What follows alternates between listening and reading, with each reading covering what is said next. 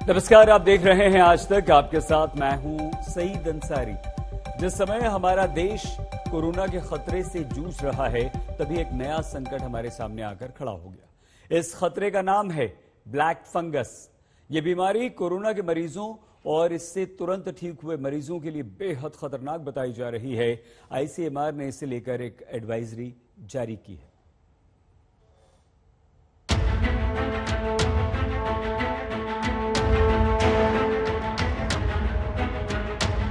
Corona का खौफ खत्म हुआ नहीं कि एक और संकट सामने खड़ा हो गया। जी हां, केंद्र सरकार के स्वास्थ्य मंत्रालय और आईसीएमआर ने एक एडवाइजरी जारी की है, जिसमें नए संकट के बारे में बताया गया है। यह संकट है म्यूकरमायोसिस का, जिसे ब्लैक फंगस इंफेक्शन भी कहते हैं। चिंता की बात यह है कि कोरोना से संक्रमित मरीज या इससे ठीक हुए मरीज में म्यूकरमायोसिस यानी ब्लैक फंगस का संक्रमण ज्यादा देखा गया है। ऐसा इसलिए क्योंकि इन लोगों के शरीर में बीमारी से लड़ने की क्षमता कमजोर पड़ जाती है। ब्लैक फंगस बीमारी में आंख, गाल और नाक के नीचे लाल हो जाता है। शरीर में दर्द, बुखार, खांसी, सिर दर्द, सांस लेने में दिक्कत, खून की उल्टी, मानसिक स्वास्थ्य पर असर, देखने में दिक्कत, दांतों में दर्द, सीने में दर्द इस बीमारी के लक्षण हैं। इस साल इस बीमारी का और बुरे तरीके से हम लोगों पर आना बहुत एक संभावना है, क्योंकि ज्यादा दवाइयां, ज्यादा शरीर टूटा है, ज्यादा स्टीरॉइड्स मिले हैं। और मैं चाहता हूं कि आप लोग इस तरह के लक्षण जैसे नाक का बंद होना, एक तरफ आंख में दर्द होना, तालू का, दांतों का टूटना, तालू का काला होना, इस चीज पे बहुत ध्यान दें विशेष, और अपने डॉक्टर को दिखाएं।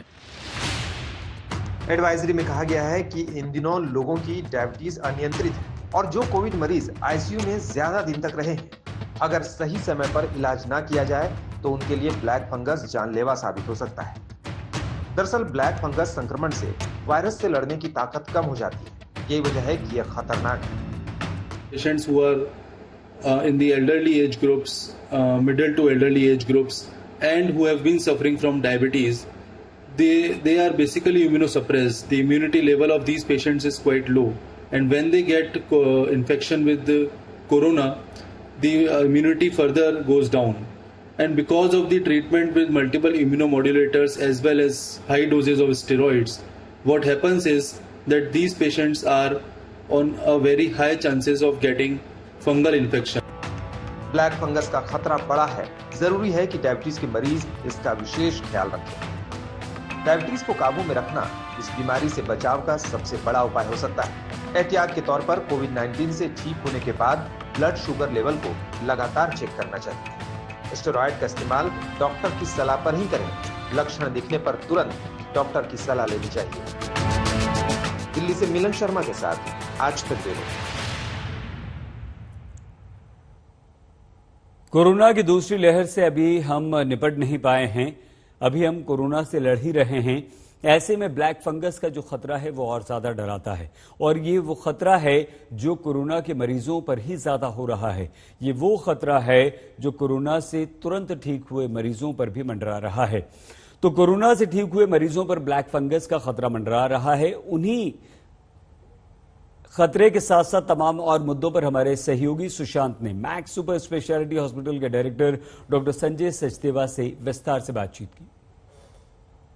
कोरोना महामारी के बीच देश में एक ब्लैक फंगस का भी खतरा जो है वो मंडराने लगा है। देश के कई अलग अलग राज्यों में कोरोना से संक्रमित मरीजों के ठीक होने के बाद ब्लैक फंगस के मामले सामने आए हैं, जिसमें कई लोगों की आंखों की रोशनी भी जो है वो जारी है। इस पर हमारे साथ बातचीत करने के लिए मैक्स हेल्थ केयर के डॉक्टर सचदेवा हैं, संजीव सचदेवा एक्सपर्ट हैं। डॉक्टर साहब, क्या ब्लैक फंगस है, क्या तरीके के सिम्टम्स है, क्यों ये हो रहा है? ये हम लोग देख रहे हैं कि कोविड के बाद जिन लोगों को डायबिटीज थी पहले, और वो डायबिटीज आउट ऑफ कंट्रोल चली जाती है बिकॉज ऑफ इन्फेक्शन, उन लोगों को ये चांसेस ज्यादा हैं कि ये फंगल इन्फेक्शन होती है। इस फंगल इन्फेक्शन में क्या हो रहा है, ये शुरू तो नाक और साइनस से हो रही है, लेकिन वो बहुत जल्दी आंख में और ब्रेन में फैलने की कोशिश करती है। और ये जब नाक में होती है तो ये स्किन को बिल्कुल डेड कर देती है, जो धीरे धीरे करके काला पड़ने लग जाता है, जिसकी वजह से इसका नाम ब्लैक फंगस रखा जा रहा है। बट हम लोग इसको म्यूकरमाइकोसिस कहते हैं। ये एक बहुत खतरनाक किस्म का फंगस है और बहुत जल्दी रैपिडली ग्रो करता है। इसको डायग्नोज करना जल्दी, इसको ट्रीट करना जल्दी बहुत जरूरी है, नहीं तो लोगों की आंखों की रोशनी जैसे आपने बताया चली जाती है, और अगर वो आंखों से बियॉन्ड चला जाए तो ब्रेन में बहुत जल्दी से फैलता है। शुरुआती लक्षण क्या हैं, लोगों को किस तरीके से इससे सावधानी जो है वो बरतनी चाहिए? जी, अगर आपको कोविड हो चुका है, आपको स्टेरॉइड मिले हैं, आप पहले ही डायबिटिक थे, आपका शुगर बहुत ज्यादा चल रहा था और आपको और कोमॉर्बिडिटीज हैं, तो आपको अगर नेजल डिस्चार्ज शुरू होता है जो कि ब्लड स्टेन्ड है, पेन शुरू हो जाता है सीवियर, और आपको अगर फेस पे या स्किन पे या नाक की टिप पे एनेस्थीसिया, जैसे आपको छूने से पता नहीं चल रहा कि वो टच हो रहा है, तो हो सकता है ये फंगस म्यूकरमाइकोसिस हो, और इसको आप जल्दी से जल्दी दिखवाएं ताकि इसका इलाज अगर टाइमली हो जाता है तो आपको बहुत जल्दी इंप्रूवमेंट होने के चांसेस। लगातार निराश करने वाली खबरों के बीच कोरोना को लेकर पहली बार राहत की खबर आई है। हमारे देश में कोरोना के दैनिक केस कम हुए हैं। दिल्ली, यूपी, महाराष्ट्र समेत कई राज्यों के आंकड़ों से ये लग रहा है कि कोरोना महामारी से राज्य उबरने का संकेत दे रहे हैं। हमारे देश के करीब 20 राज्यों में इस समय लॉकडाउन या कोरोना कर्फ्यू है। तो क्या लॉकडाउन एक बार फिर से कारगर सिद्ध हो रहा है? आपको याद रखना है, जान है तो जहान है।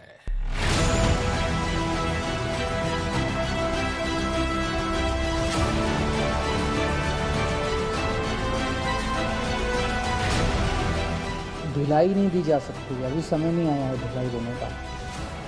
तो सबका ये मानना है कि अभी लॉकडाउन को और एक्सटेंड करने की जरूरत है। कोरोना के 3,66,161 नए केस, 3,754 लोगों की मौत, 3,53,818 कोरोना मरीजों की अस्पताल से छुट्टी।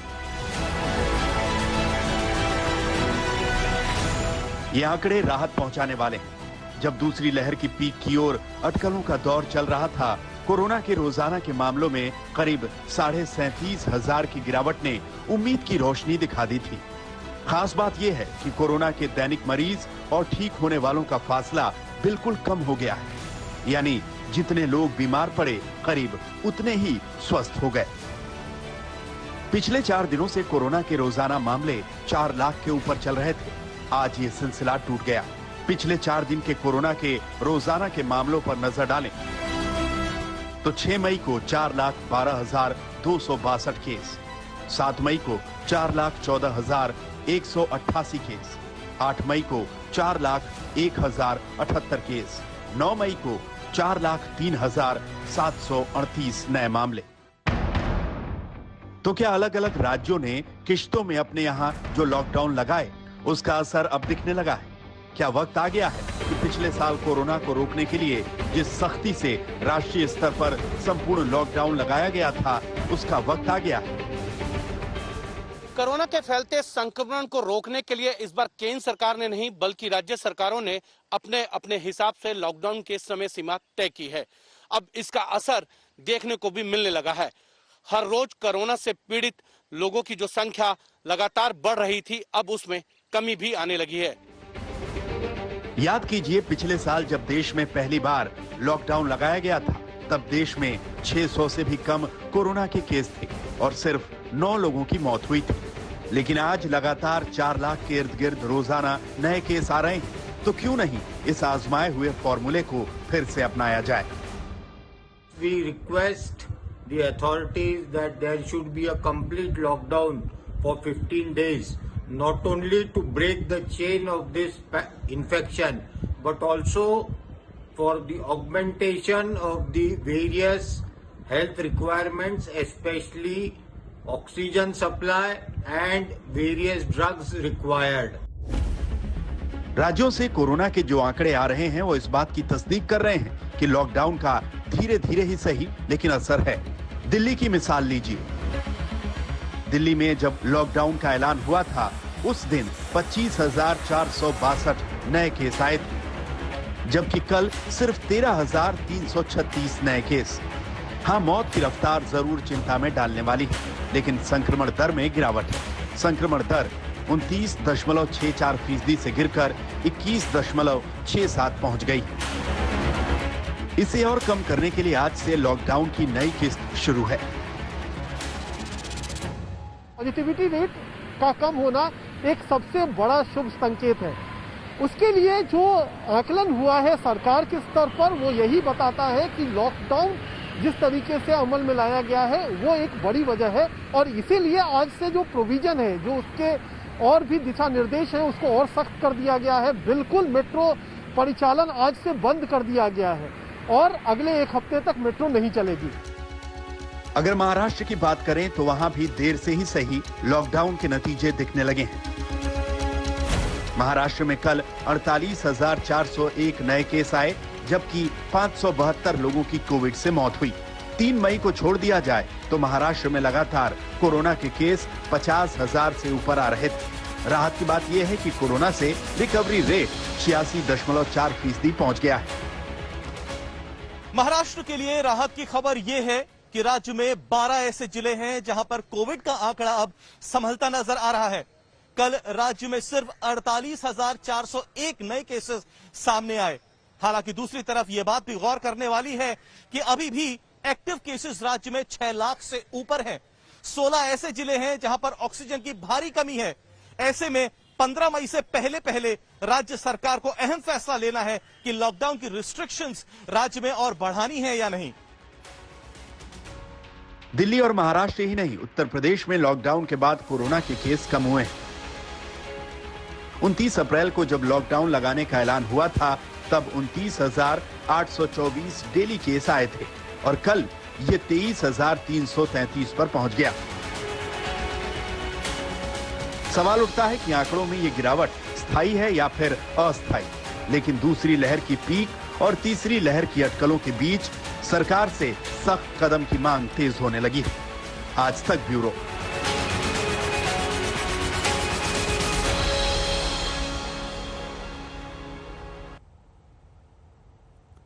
वैक्सीन के लिए लंबी लाइन है, लोगों को अपनी बारी का इंतजार है, लेकिन दिल्ली में वैक्सीन पर राजनीति भरपूर हो रही है। बीजेपी ने अरविंद केजरीवाल के उस दावे को झूठ बता दिया है जहां वैक्सीन की कमी की बात कही गई। हम किसी पे कोई भी किसी पे एहसान नहीं करा, हम सबके अपने लोगों के स्वास्थ्य की और जिंदगी की बात है। इस लॉकडाउन के पीरियड को हमने संसाधन हेल्थ इंफ्रास्ट्रक्चर को और मजबूत करने के लिए इस्तेमाल किया। कई जगह नए ऑक्सीजन बेड्स तैयार किए गए। सबसे बड़ी दिक्कत दिल्ली में ऑक्सीजन की आई है। नॉर्मल टाइम में जितनी ऑक्सीजन चाहिए होती है अस्पतालों में, उससे कई गुना ऑक्सीजन की जरूरत पड़ने लगी। वो खुद कहते हैं इकबाल जी, इसमें आप केंद्र की राजनीति को, केंद्र के सरकार को मत घसीटिए। इसमें अगर किसी का दोष है तो ये राज्यों का है, राज्यों से सवाल पूछिए। देखिए, एक तरह यहां आज एक सेंट्रल फिगर, एक हीरो जिसने इस लड़ाई को लड़ा है, वो मानते हैं कि केंद्र का क्या रोल रहा है। और दूसरी तरफ मित्रों, आज बहुत दुख के साथ मुझे कहना पड़ रहा है कि आप टीवी ऑन करिए तो अरविंद केजरीवाल जी जिस प्रकार से लगातार टीवी में रहते हैं, जिस प्रकार से लगातार लोगों को भ्रमित करने का काम कर रहे हैं, लगातार झूठ बोलने का काम कर रहे हैं। इस प्रेस कॉन्फ्रेंस को आपके सामने करने का बिल्कुल हमारा कोई उद्देश्य नहीं था। हम नहीं चाहते थे कि किसी प्रकार की यहां तू अच्छा है मैं अच्छा हूं, इस प्रकार की राजनीति हो, तू मैं की राजनीति हम नहीं चाहते। मगर हर दिन अगर देश को, दिल्ली को भ्रमित किया जाएगा तो स्वाभाविक है we will also come up with facts, हम भी सच्चाई को रखेंगे। ऑक्सीजन की स्थिति दिल्ली के अंदर काफी सुधरी है पिछले कुछ दिनों में। अब इस तरह की बातें सुनने को नहीं मिलती कि इस अस्पताल में 2 घंटे की ऑक्सीजन रह गई, उस अस्पताल में आधे घंटे की ऑक्सीजन रह गई, यहाँ पे किसी की ऑक्सीजन से मौत हो सकती है। अब इस तरह की बातें सुनने को नहीं मिल रही है। तो इस लॉकडाउन के पीरियड को हमने अपने सिस्टम को भी सुधारने में काफी प्रयास किए। दिल्ली वासियों, ये हकीकत है। लाखों एडवर्टाइजमेंट सुबह से शाम तक, मगर हकीकत 17%, 48%, 50% इतने ही लोगों को जो वैक्सीन मुफ्त मिल रहा था वो वैक्सीन पहुंच नहीं पाया। क्यों? क्योंकि आपने समय रहते सही तरीके से वैक्सीनेशन को आगे नहीं बढ़ाया। ठीक उसी प्रकार ऑक्सीजन के हिसाब किताब में कोई एक मरीज अगर ऑक्सीजन की कमी के कारण, मरना तो बहुत दूर की बात है बंधु, अगर तड़पता भी है, उसे तकलीफ भी होती है, तो ये मानवता के खिलाफ, ये इंसानियत के खिलाफ जुल्म है।